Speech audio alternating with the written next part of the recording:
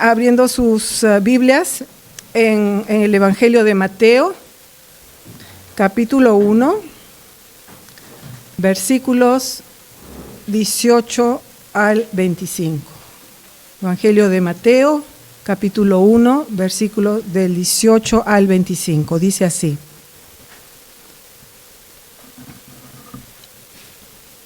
¿Lo encontraron? Versículo 18. Dice, el nacimiento de Jesucristo fue así. Estando desposada María, su madre, con José, antes que se juntasen, se halló que había concebido del Espíritu Santo. José, su marido, como era justo, no quería infamarla, quiso dejarla secretamente.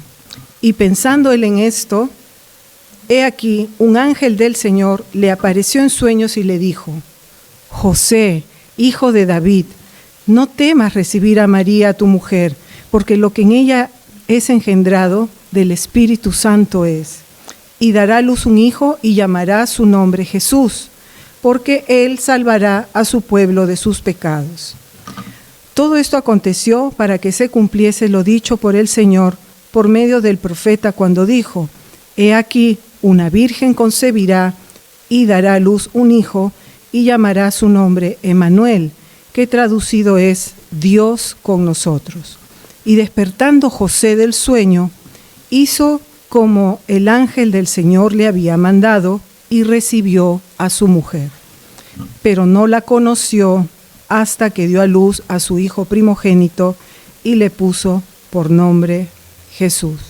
Que el Señor añada bendición a su palabra. Invito a nuestro hermano Hugo Cruz, quien nos va a traer la enseñanza del día de hoy, y vamos a orar por él para que el Señor le dé de su espíritu, para que él sea un parlante y que hable de la palabra del Señor.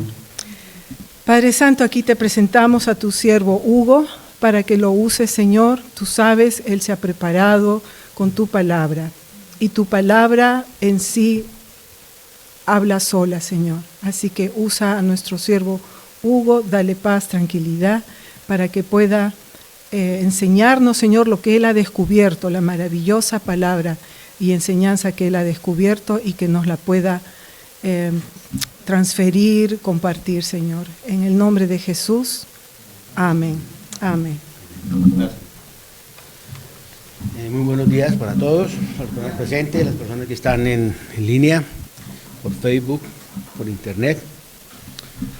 Hoy vamos a hablar el versículo que acaba de leer Lucy, nos está hablando del nacimiento de Jesús.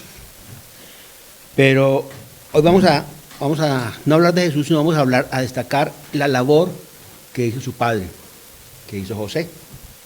¿Sí?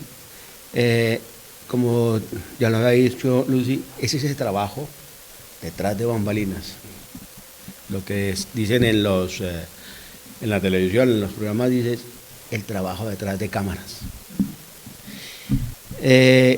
Yo les quiero preguntar algo. ¿Qué personas de la iglesia tuvieron un padre ausente? ¿Podemos levantar la mano? Bueno, muchos tenemos padres ausentes por uno u otro motivo. Pero esto no implicó que nos quedáramos, que no pudiéramos surgir, ¿no? Que saliéramos adelante, que sacáramos adelante nuestras familias, ¿no? Personas importantes que también no tuvieron sus padres. Bueno, ustedes son los importantes realmente. Tengo una lista, pero claramente la voy a leer. Un Leonardo da Vinci dice que su padre lo dejó con 5 madrinas y no lo reconoció. El apellido da Vinci viene de su padre, de su segundo padre, de su padrastro. Sí, realmente. Jack Nicholson, el actor de El silencio de los inocentes, nunca conoció a su padre, pero no dejó de luchar y salir adelante. El presidente Barack Obama, también. Él fue una persona que no tuvo No vivió con su madre su madre se separó de su padre se fue para Filipinas, creo, y él vivió con su padrastro, persona que lo inculcó, le ayudó y lo sacó adelante. Mira quién fue. Nelson Mandela, igual. Su padre murió él era muy joven, muy niño, y después perdió a su madre. Su madre no tuvo más contacto con ella. Esto para demostrar que hay gente, por la ausencia de nuestro padre debemos surgir, debemos salir adelante, ¿sí? Con la ayuda de Dios, siempre con la ayuda de Dios. Ahora vamos a mirar quién es José, vamos a conocer quién era José exactamente, el padre de Jesús. A José se le conoce como José de Nazaret o José el carpintero, por su profesión. ¿Sí? Realmente hay poca información de él en la Biblia. Salvo en Mateo 1:15, nos dice que es que era hijo de Jacob, rey de David. Entonces nos dice, Mateo 1:15, 17 nos dice, es la genealogía de Jesús. Él engendró a Eleazar a Matán a Jacob, y Jacob engendró a José, marido de María, de la cual nació Jesús, llamado el Cristo. De manera que todas las generaciones, desde Abraham hasta David, son 14. Desde David hasta la deportación a Babilonia, son 14. Y desde la deportación a Babilonia hasta Cristo, son 14. Esto nos muestra la ascendencia de Jesús, que era el rey David, de José, que era el rey David. Por el lado de María, también en Lucas nos viene a cifrar la genealogía de Jesús, que María también descendía de la casa de David. ¿Sí?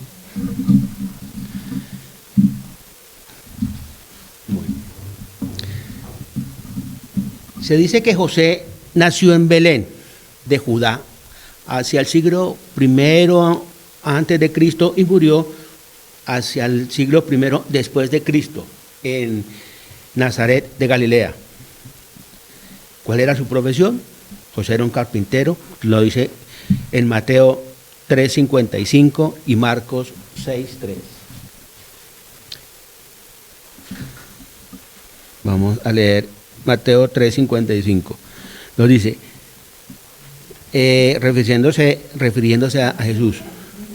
Mateo 3:55. 13:55.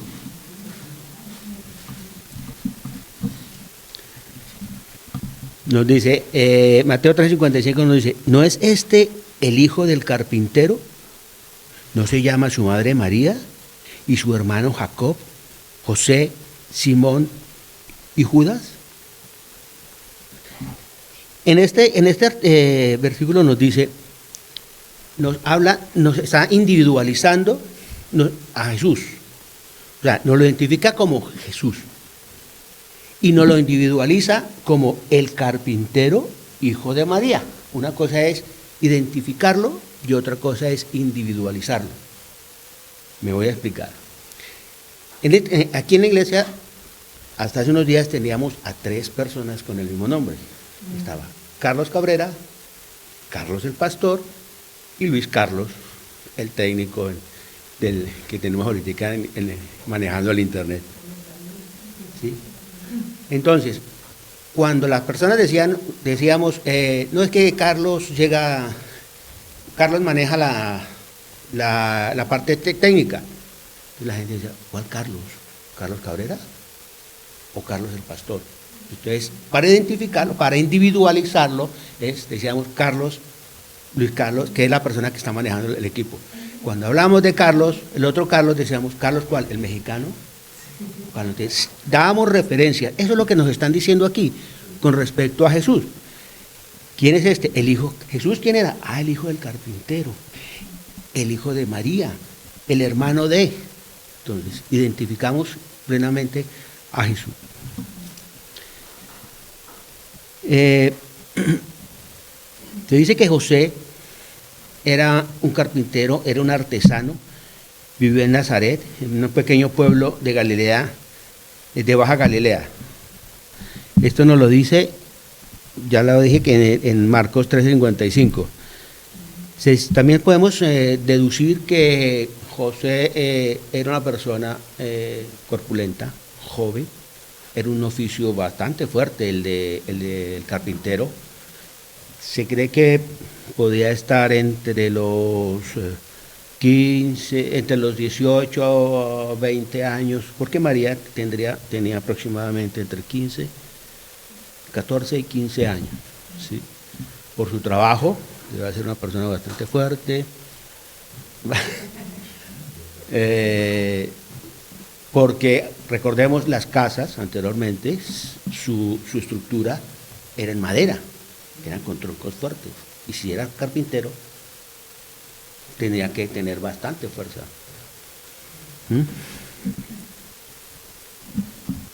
Bueno.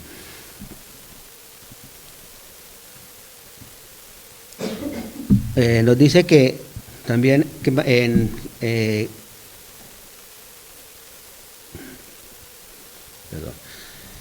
José era una persona muy pobre, era una persona que no gozaba de muchos recursos, y esto nos lo muestra en Levítico 12:18, donde nos dan unas pautas para presentar a los hijos ante el Señor. Levítico 12:6-8 nos dice: cuando los días de su purificación fueron cumplidos, por hijo o por hija, traerá un cordero de 1 año para holocausto y un palomo o una tórtola para expiación a las puertas del tabernáculo de reunión al sacerdote.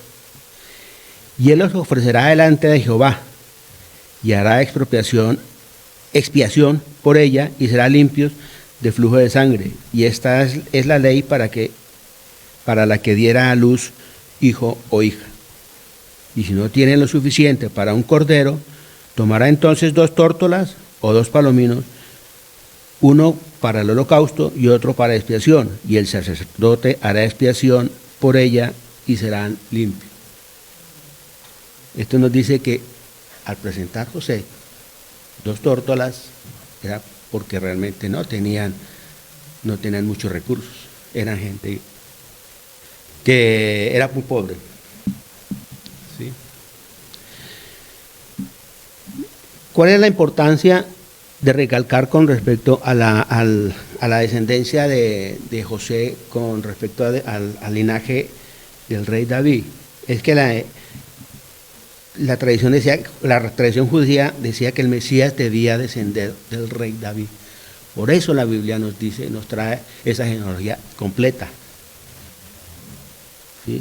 Entonces nos dice que Jesús venía, pues les digo, desde José, su linaje era de David, porque José era su padre adoptivo, entonces recogía su herencia, que era la de rey, su descendencia de David.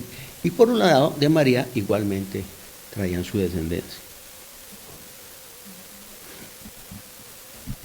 Bueno, pero vamos a mirar cuál era realmente la labor de José. Ya más o menos conocemos quién era José.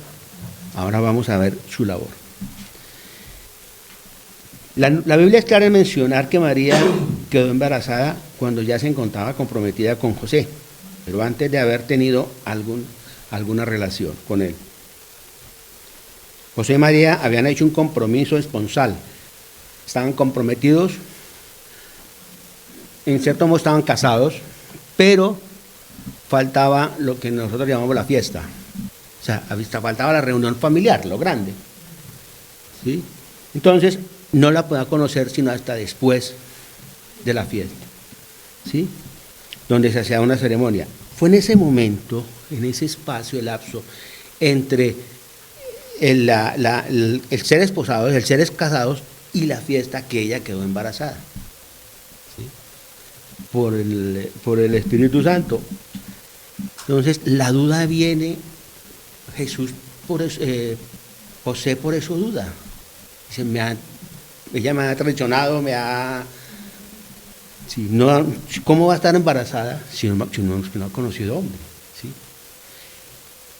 El problema era que pues José, como hombre, como ser humano, tenía ciertas dudas. Y aquí entonces viene, Dios envía un ángel y lo prepara para decirle, José, no te preocupes, ve con María, conceda a María, porque no ha pecado, ¿sí? Sí, una gran fe, una gran prueba de fe, tanto de José hacia el Señor, porque bueno, es un sueño el que en donde se le aparece el ángel, y realmente cree, José cree, y es creer en su esposa. Se nota que el amor que le tenía José a María era muy grande, ¿sí? Y que también José era una gran persona, era una persona buena, una persona que conocía del Señor, que conocía de Dios, ¿sí? Y perdonaba, vamos así, o creía realmente en el Señor. Sí.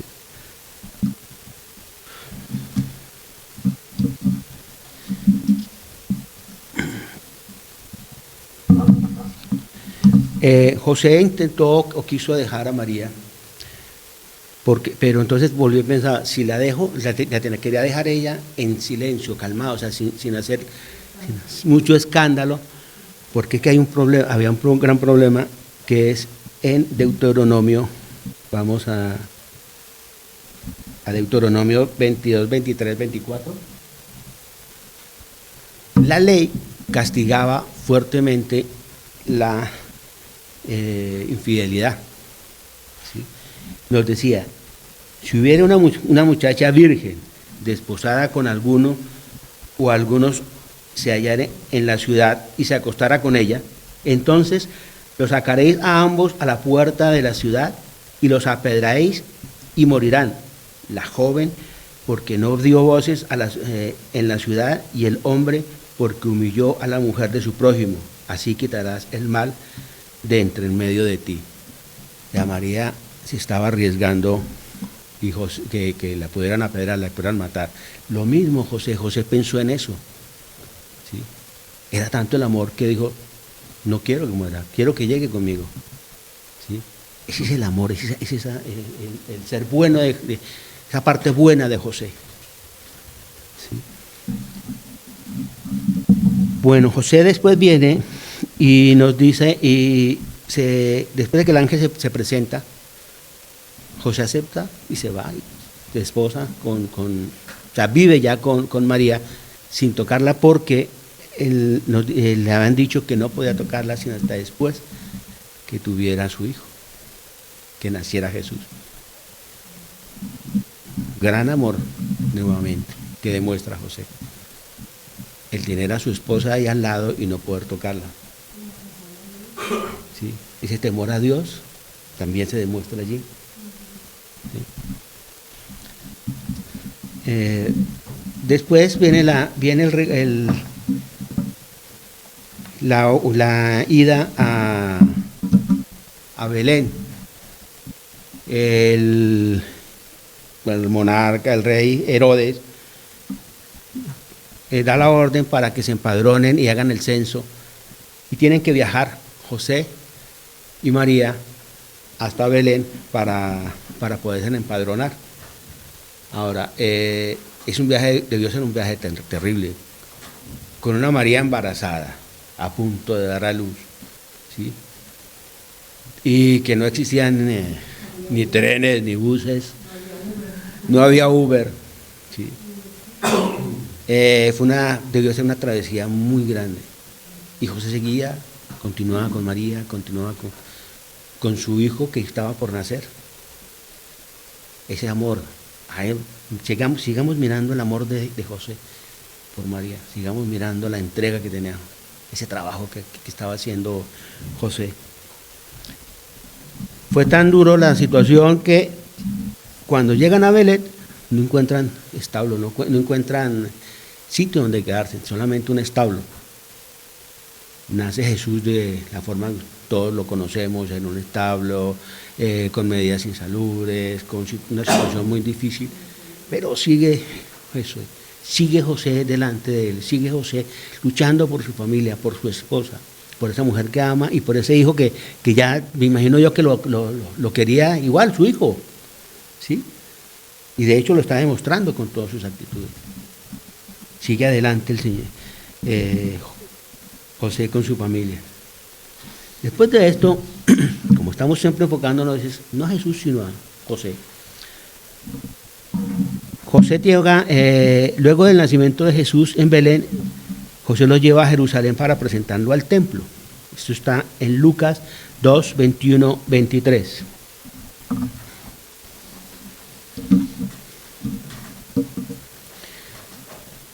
Lucas 2, 21, 23.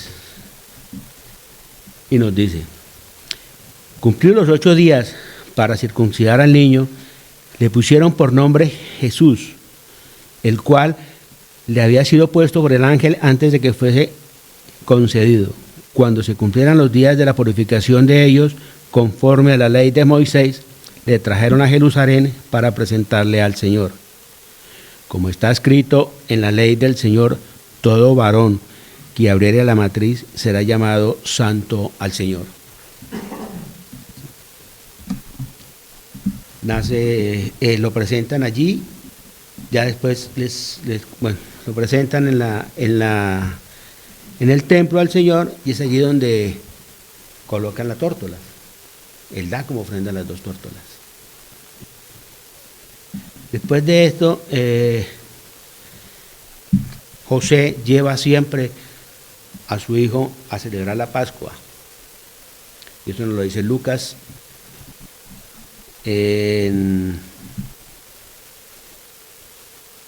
nos lo dice Lucas en su libro de Lucas 2, no lo vamos a leer, de 41-52. ¿Sí? Pero resulta que, continuando con la labor de José, le toca huir a Egipto. Se le aparece un ángel a José y le dice, en Mateo 2, 13, 15. Mateo 2, 13, 15. Nos dice: después de que partieron ellos, he aquí un ángel del Señor apareció en sueños a José y dijo: levántate y toma al niño y a su madre y huye a Egipto.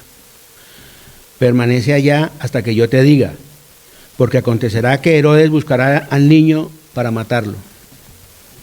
Y él, despertando, tomó de noche al niño y a su madre y se fue a Egipto. Estuvo allí hasta la muerte de Herodes, para que se cumpliera lo que dijo el Señor por medio del profeta, cuando dijo: de Egipto llamé a mi hijo. José, como cabeza de familia, sigue protegiendo al Mesías y a su madre. Huye a Egipto para escapar de la celosa persecución de Herodes, según la instrucción dada por el Señor. Tiene que huir de su tierra. Y esto está muy actual todavía.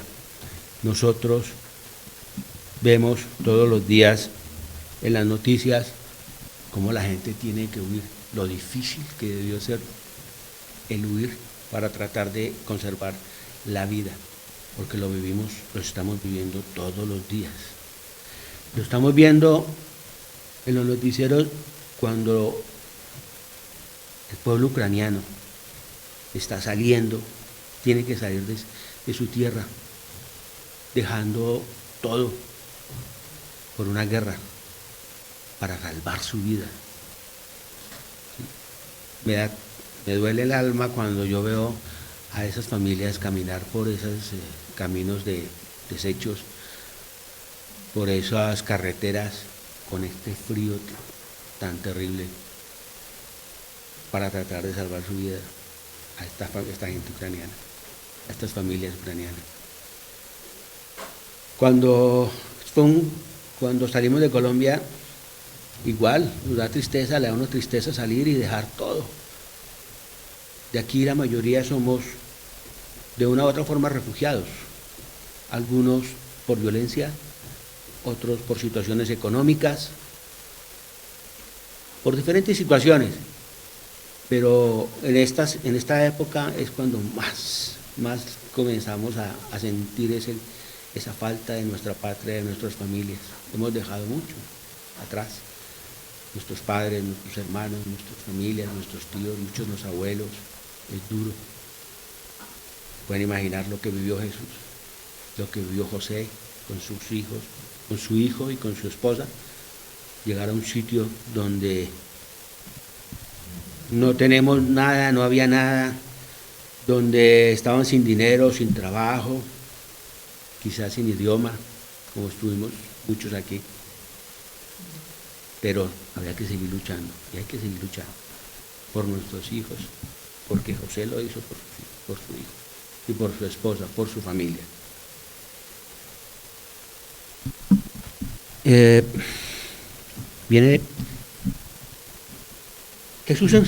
José siguió su labor, ¿sí? Y le enseña a Jesús una profesión. Es importante, ¿sí? En todo lugar necesitamos que nuestros hijos aprendan y se puedan defender en la vida, ¿sí? Sean personas útiles, ¿sí? A la sociedad. Entonces, le enseña una profesión. En Marcos 6:3 nos dice qué fue lo que aprendió Jesús. Marcos 6:3.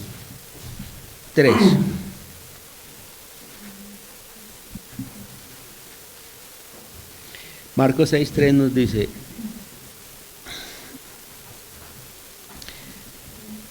¿no es acaso el carpintero el hijo de María y hermano de Jacob, de José, de Judea y de Simón? Entonces, eso podemos concluir que José le enseñó a Jesús su oficio de carpintero. ¿Sí? Es importante lo que decía ahora, que nuestros hijos aprendan. Eso también era la preocupación de José. ¿Qué iba a hacer Jesús después? Entonces, el oficio era de carpintero y Marcos no lo está confirmando. La última reseña de José aparece en Lucas 48-49. En Lucas 48-49. Lucas 2, 48-49. Nos dice, la historia viene cuando Jesús se queda en la iglesia, en el templo, hablando con los sacerdotes por 3 días. Dice, cuando lo encuentra María, y le dice, cuando le vieron, se sorprendieron y le dice su madre: hijo, ¿por qué nos has hecho así? He aquí, tu padre y yo te hemos buscado con angustia. Entonces él les dijo: ¿por qué me buscáis? ¿No sabéis que en los negocios de mi padre me es necesario estar? José estaba presente, José estaba angustiado, se había perdido su hijo, el niño tenía 12 años, ¿sí? Y en una caravana que venían, porque venían de una presentación, de una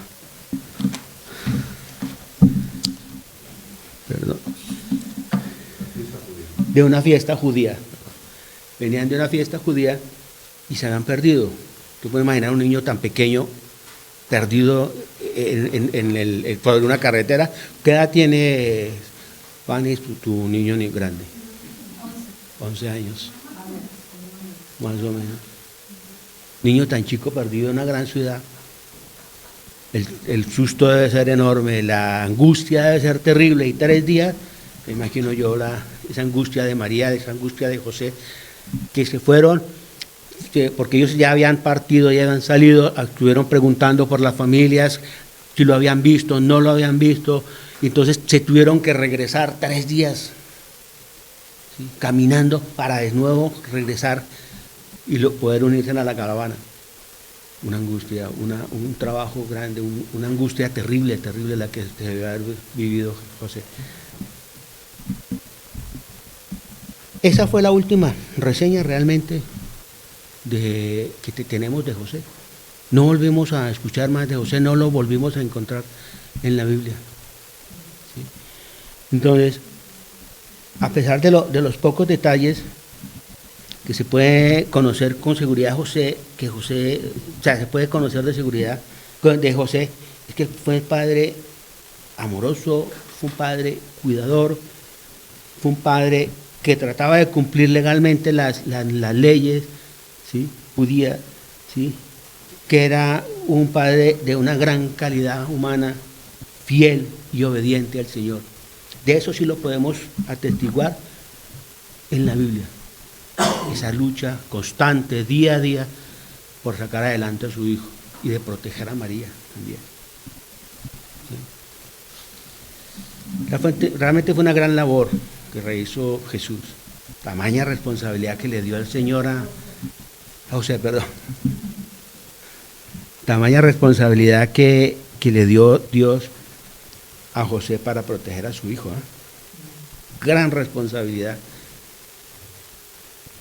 De instruirlo, de darle una profesión, como nosotros tenemos la responsabilidad de instruir y llevar a nuestros hijos a los pies de Cristo.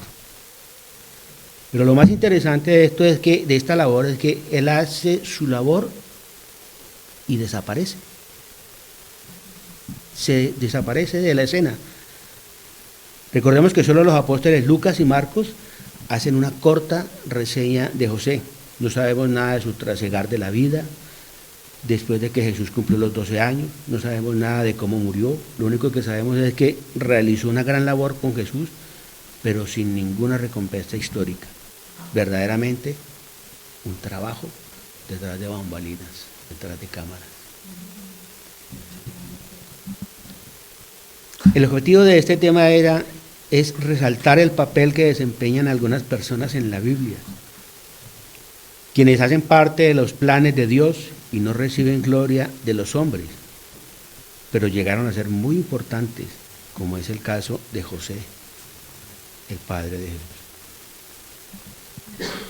En realidad en la vida práctica hay muchas personas que hacen esta labor, de pronto no las vemos, no las tenemos muy en cuenta, pero fijémonos por ejemplo en los hospitales, las enfermeras, los médicos, ¿sí?, que cuidan a sus enfermos, más que todas las enfermeras.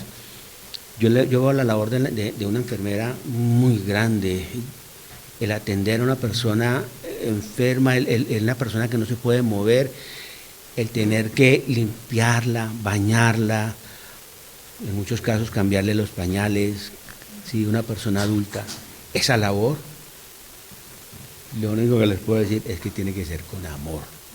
Quien hace esa labor la hace con amor. No cualquiera va a hacer esto. ¿Sí?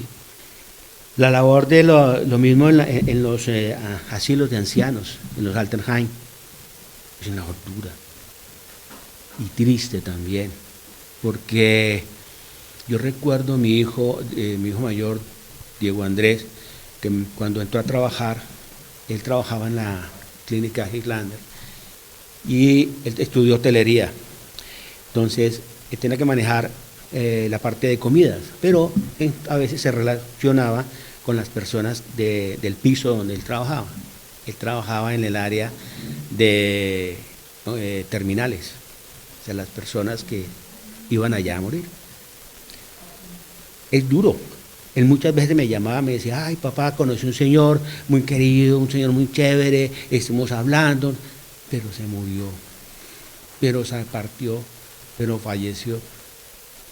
Y varias veces me lo decía con una tristeza que yo le puedo asegurar que era llorando. Yo le decía, no hijo, no te puedes involucrar, te vas a volver loco. ¿Sí? Entonces, ese dolor tan grande que tienen las personas que trabajan, se tienen que volver inmunes, las enfermeras, porque es día a día que tienen que recibir gente, pero también tienen que ver partir. Eso es muy duro. Esa labor, muy poco la ven. ¿Sí? El trabajo de las personas que limpian en los hospitales, en las fábricas. Trabajar en un hospital para mí es una labor bastante grande, bastante fuerte, por los fluidos, por los olores, ¿sí? Pero si se hace con amor. En las empresas, hay situaciones, personas que no tienen, que no saben usar, por ejemplo, los baños. Tenaz, terrible, y de eso lo digo porque yo trabajo en esto, yo trabajo limpiando. Entonces, es toda esa labor, todo ese trabajo, es el trabajo que se hace detrás de cámara. Ese trabajo no lo va a ver el gerente, no lo va a ver el administrador, no. Ese trabajo es el que tenemos que hacerlo nosotros en silencio para que ese engranaje funcione, para que esa empresa funcione. Se dice que detrás de un gran hombre hay una gran mujer. ¿Y sí? Una mujer que lo cuida, que está pendiente de su comida, de su ropa, muchas veces hasta de su presentación personal. ¿Sí? Por ejemplo, en los matrimonios, las parejas. Yo veo, cuando llego aquí a veces y veo a Lucy hablar con Carlos, de arreglarlo, ¿sí? De ponerlo bonito, ¿sí? ¿Sí? Yo digo, ¡guau! ¡Qué labor! Todos vemos aquí al pastor Carlos presentar, predicar, presentarse en los videos, en los cursos, pero detrás de él, ¿quién está? Su señora, su esposa. Esa es una gran labor, es una labor que siempre va detrás, ¿sí? Pero no solamente a Lucy, a Mario, con Liliana, a todas nuestras parejas, a mi esposa, ¿sí? Que Janet es mi bastón, ¿sí? Sí, Janet es la persona que me ayuda, la persona que me aguantan los mal genios. Cuando yo enfermo me llevan la agüita de manzanilla para el dolor de aquí, el dolor de allá, ¿sí? La que está pendiente de las cosas de casa, la administración, esa labor no la vemos. A veces nosotros la olvidamos, a veces los hijos no la ven. Esa labor es importante. Trabajos, ¿sí? Detrás de cámaras, ¿sí? Trabajos detrás de cámaras. Cuando llegamos aquí a la iglesia y vemos todo limpio, pulido, las sillas ordenadas, ¿sí? La parte técnica lista para que grabemos, porque en 5 minutos salimos al aire, ¿sí? Grita Carlos. Esa labor lleva tiempo, demanda tiempo, dedicación. Cuando vemos, por favor, aquí la parte de las alabanzas, ¿sí? Qué bonito que suena cuando los dos Danieles comienzan a tocar y el niño Luciano, la batería ahora, las chicas comienzan aquí a cantar, ¿sí? Eso demanda tiempo, eso demanda trabajo, pero eso se tiene que hacer con amor, y realmente se ve el amor, ¿sí? De Daniel Bon, que es la persona que dirige, ¿sí? De Claudia con sus niños aquí, caminando por aquí, de pronto se meten aquí debajo del piano, ¿sí? Y sigue, y no la veo uno estresada a Claudia, ¿sí? Y no veo uno estresado a Daniel. Me estreso yo más aquí sentado. Daniel, tranquilo. esa labor hay que reconocerla, esa labor hay que mirarla. Eso es lo duro. Con amor. ¿Sí? La labor de las maestras de la escuela dominical, ese trabajo que los niños, como decía el pastor, a los niños hay que sacarlos como para sacarlos, no, allá están estudiando, pero es que no es para sacarlos para que no hagan bulla, no, es porque allá los están instruyendo, aquí en el salón de enseguida los están instruyendo, pero es que eso demanda prepararse, preparar material, ¿sí? Sacar fotocopias, recortar, montar qué es lo que le van a presentar a los niños, el refrigerio, ¿sí? Que se van a recibir los niños. Eso es trabajo. Esa es una labor. Eso es trabajar y sostener un programa como es la escuela dominical aquí en la iglesia, ¿sí? Hay alguien que está sosteniendo esta labor. La labor de la cafetería. La labor de la cafetería, ¿sí? El estar cocinando, el levantarse temprano, Mónica, Janet, Tania, todas las personas que cocinan y nos ayudan en la cocina, ¿sí? Temprano, para que coman, para poder degustar un almuercito calientico, fresco, qué rico, ¿sí? Y eso se hace con amor, eso se hace con mucha gratitud. Le tiene uno que hacer de aquí, del corazón, para poderlo hacer. Las largas horas de trabajo y de preparación de los estudios bíblicos, las prédicas y los cursos. Hoy que estoy aquí con un manojo de nervios, sé cuánto tiene que gastar el pastor. Yo llevo hace más de 2 meses tratando de preparar esto y se han dado cuenta que estoy, ¿sí? El pastor todos los domingos, y fuera de todos los domingos viene y hace la prédica, nos prepara unas clases, un curso de doctrinas fundamentales, ¿sí? Y está pendiente de las oraciones los martes, ¿sí? Y está pendiente de cada persona y cada miembro aquí de la iglesia, y está pendiente de la administración de la iglesia, ¿sí? Y está pendiente, dime, y todavía no soporta. Una labor inmensa el trabajo que nos está dando este señor. Qué gran ejemplo, ¿sí? Tiene que atender también su casa, tiene que estar también pendiente de su señora, tiene que estar pendiente de sus hijos, ahora tiene que estar pendiente de su nieta Zoe, ¿sí? Esa es la labor. Nadie me gusta ese trabajo, pero ¿por qué lo hace? Porque quiere, porque lo ama, porque le sale del corazón. Eso es lo importante. Es esa labor que necesitamos, ¿sí? La labor de nuestras madres, gran labor, una labor impresionante que han hecho nuestras madres, todas, de una u otra forma. Veo, y esto va a ser un poquito, bueno, veo a Janet todos los días cuando se levanta a hacer el almuerzo a las 5 de la mañana para que Daniel Felipe lleve su almuerzo fresco. Digo, ¡wow! ¡Qué negación! ¡Qué entrega! ¡Qué entrega! ¿Sí? Y también veo a muchas madres ese esfuerzo tan grande que hay con sus hijos. Una Magali, que como que si la hemos visto cómo ha sacado adelante este muchacho, a Luis Carlos. Y hoy en día podemos ser, yo me siento orgulloso de Luis Carlos, el haberlo conocido cuando llegó, y hoy verlo quién es Luis Carlos. Es una gran persona, es un gran hombre, y ahorita cómo está entregado a la iglesia, al servicio de la iglesia, ¿sí? La labor que ha hecho Valentina,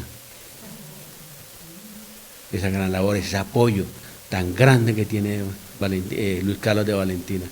Por eso, vuelvo y repito, detrás de un gran hombre, Luis Carlos no tiene una mujer, tiene 2 mujeres.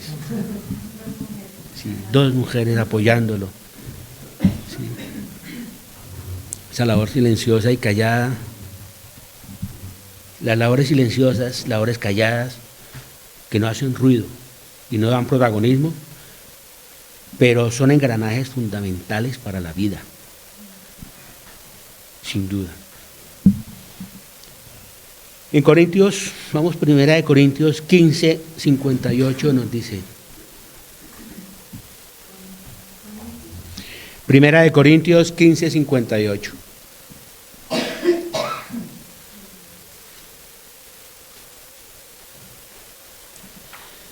Así que hermanos míos, amados, estad firmes y constantes, creciendo en la obra del Señor, siempre sabiendo que vuestro trabajo es en el Señor y no es en vano. Siempre este trabajo tiene que ser así. Es para el Señor, no es para los hombres. En Gálatas 6:9 nos dice, Gálatas 6:9, no nos cansemos pues no nos cansemos pues de hacer bien, porque a su tiempo segaremos si no desmayamos. Más adelante vamos a atender nuestras recompensas. Estamos sembrando, después vamos a cegar, vamos a recoger nuestro fruto. ¿Sí? En Colosenses 3, 24, 25, y ya para terminar, y todo lo que hagáis, hacedlo de corazón, como para el Señor y no para los hombres, sabiendo que del Señor recibiréis la recompensa de la herencia, porque a Cristo el Señor servís. Siempre va a ser para el Señor. ¿Sí? Amemos nuestro trabajo, porque como decía, yo le llamo un filósofo, Facundo Cabral, quien no ama su trabajo, aunque trabaje todo el día, es un desocupado. Amemos lo que hacemos, vamos a amarlo, hagámoslo con mucho amor nuestro trabajo. ¿Sí? Y cierro diciendo, como dice mi señora, ánimo, entusiasmo y positivismo y mucho amor por cada cosa que tengas que hacer. Oremos. Señor, te damos gracias por la oportunidad que me has dado de estar frente a ti y poder hablar de tus palabras, Señor. Espero que estas palabras han llegado al corazón de las personas que están aquí presentes y las que están en línea. Señor, te doy gracias por esta oportunidad y Dios los bendiga en el nombre de tu Hijo Jesús. Amén. Gracias. Les deseo una buena semana. El Señor te bendiga y te guarde. El Señor haga resplandecer su rostro sobre ti y tenga de ti misericordia. El Señor alce sobre ti su rostro y ponga en ti paz.